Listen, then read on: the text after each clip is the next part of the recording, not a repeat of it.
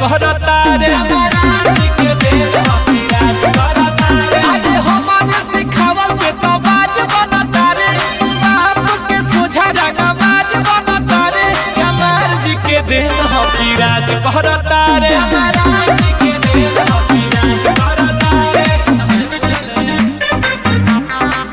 Sangharsh music digital recording studio Ekma Bhuli.